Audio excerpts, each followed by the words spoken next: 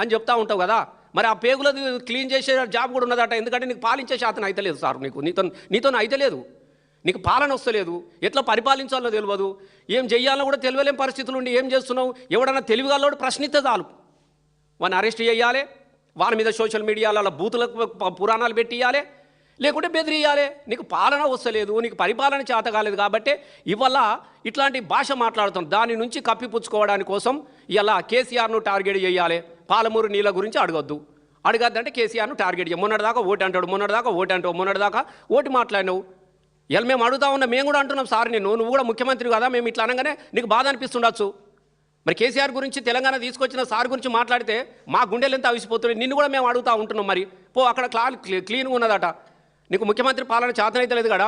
మస్తాన్ దగ్గర పేగులు క్లీన్ చేయడం స్టోర్ దొరకలేడట, వాడు దెంక పీకిండట. నువ్వైతే మంచిగా క్లీన్ చేస్తావు కదా, ప్లేగులు క్లీన్ చేస్తావు, మంచిగా బోటి మెడలు వేసుకొని తిరుగుతూ ఉంటావు. నీకు కూడా ఇంత బోటి పెడతాడు, సాయంత్రం పూట సపరించుకుంటా నువ్వు చేసుకున్న కార్యక్రమాలు నువ్వు చేసుకో సార్. మంచిగా బోటి మెడలకు వేసుకో, అందరికీ మెడలెత్తా పేగులు మెడకెత్తా అని ఎక్స్పర్ట్ వాట కదా నువ్వు ఆ పనే చేయి. మరి నీకు కూడా మస్తాన్ రెడీగా ఉన్నాడు ఇప్పుడు చాలా. ఎందుకంటే బోటి చాలా పెద్దది కదా, పేగులు గీకలు తీయాలంటే చాలామంది కావాలి.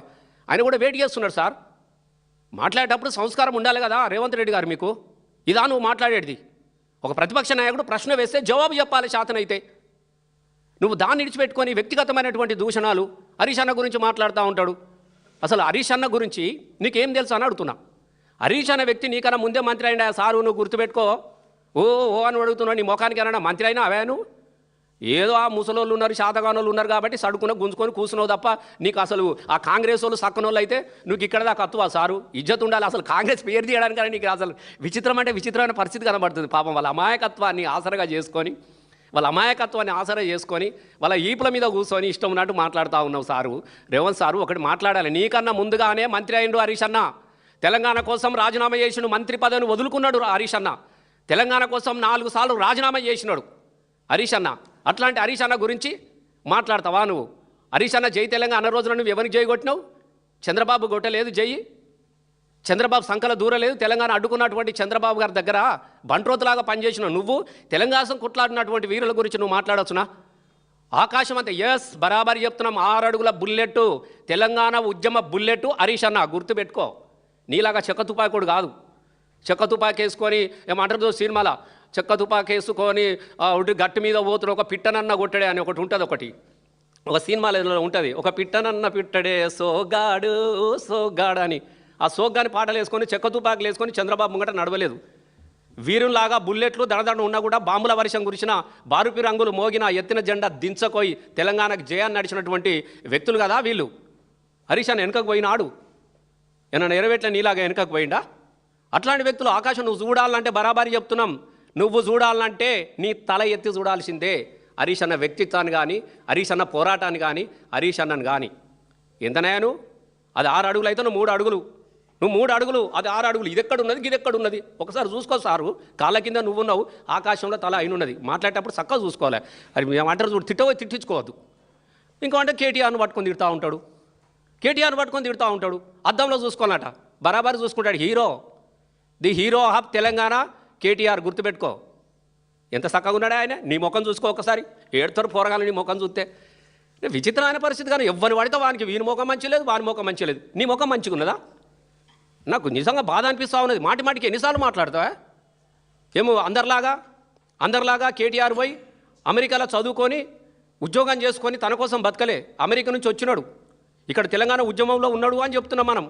ఉద్యమంలో ఉన్నాడు, బరాబరి తెలంగాణ ఉద్యమం కోసం కొట్లాడిండు. తెలంగాణ కోసం ఎమ్మెల్యే పదవిని రాజీనామా చేసినాడు. తెలంగాణ కోసం జైలుకి వెళ్ళిండు. తెలంగాణ కోసం లడాయి చేసినాడు. ఆయనకున్న చరిత్రలో నీది ఒకటని ఉన్నదా అని నేను అడుగుతా ఉన్నా. అమెరికా అంటే బాత్రూమ్లు గడువుడేనా? ఇజ్జత్ ఉండాలా? ఎన్ఆర్ఐలు ఇలా సోషల్ మీడియాలో పెట్టిర్రు, పొట్టి తిడుతున్నారు. అవి చదువు గుండాకి చచ్చిపోతావు. అమెరికా అనగానే బాత్రూములు దోముడు, అమెరికా అనగానే బాత్రూములు. అసలు నాకు నిజంగా చెప్తున్నా రేవంత్ రెడ్డి సారు, నువ్వు తెలుసుకో సారు. నీకు చదువు చక్కగా రాదు, ఏది అమెరికాకు పోయినా మన బిడ్డలు ఇలా పెద్ద ఐటీ కంపెనీలు పెట్టిరు, పెద్ద ఫార్మా రంగాలు నడిపిస్తున్నారు, ఇండస్ట్రియల్ నడిపిస్తూ ఉన్నారు, పెద్ద కంపెనీలకు సీఓలుగా ఉన్నారు కదా మనోళ్ళు. అమెరికా పోయినోళ్ళ బాత్రూమ్ లేదు చేస్తాడా? మరి మీ అన్ననో తమ్ముడో ఉంటాడు కదా ఒక ఆయన, అదే రోజు బాత్రూమ్ లేదు అమ్ముతుండే. అడుగు మరి ఒకసారి మీ వాళ్ళకి ఫోన్ చేసి, తమ్ముడా నువ్వు ఏం చేస్తున్నారో అంటే మరి బాత్రూమ్లు అడుగుతుండే. ఆయన కూడా చాలా రోజులు అయిపోయి అమెరికాలో. నువ్వు కూడా పోతున్నావు కదా అప్పుడప్పుడు, నువ్వు కూడా గదే పని చేసి వస్తున్నావా అమెరికాలో? నేను అడుగుతున్నా సారు. అమెరికా ఓడు అనగానే బాత్రూమేనా?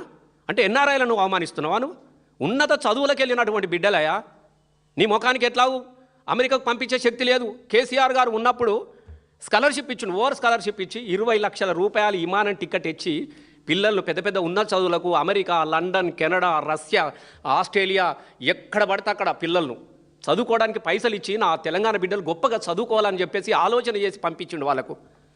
ఇక నువ్వు అట్లాంటి బిడ్డలను పట్టుకొని అమెరికా అనగానే బాత్రూమ్గా అడిగిండు, ఇదిగా అడిగిండు, ఇది కానీ ఎంత అవమానకరమైన రీతిలో మాట్లాడడం అనేది మంచిది కాదు రేవంత్ రెడ్డి గారు. ఇది నీకు మంచి కాదు. ఒక ముఖ్యమంత్రి స్థాయిలో నువ్వు అమెరికాలో ఉన్నటువంటి ఎన్ఆర్ఐలను బాత్రూమ్లు కడిగేటోళ్ళు, షాపింగ్ మాల్లో పనిచేసేటోళ్ళు, ఊడ్చేటోళ్ళు అని చెప్పేసి అవమానంగా మాట్లాడడం అనేది ఇది నీ పద్ధతి మంచిగా లేదు. దయచేసి వాళ్ళని అవమానపరచకు అని చెప్తా ఉన్నా. ఎందుకంటే నువ్వు కూడా పోతున్నావు, నువ్వు కూడా చేస్తూ ఉన్నావు. ఇంకేమన్నా అంటే చాలు, ఆంధ్రాలో చదువుకున్నాడు, బరాబరి చదివిండు. అప్పుడు తెలంగాణలో మీ ముఖాలకు చదివేక్కడ అంటున్నా. ఇక్కడ తెలంగాణ రాష్ట్ర ఉద్యమం జరుగుతూ ఉన్నప్పుడు మొత్తం వాళ్ళే కదా ఇక్కడ చదువులు, తెలంగాణ చదువులు ఆగమైపోయినాయి కదా. మా పిల్లలందరూ విద్యార్థులని ఇక్కడ పోరాటాలు చేశారు, మాకు మంచి విద్య కావాలని పోరాటం చేశారు.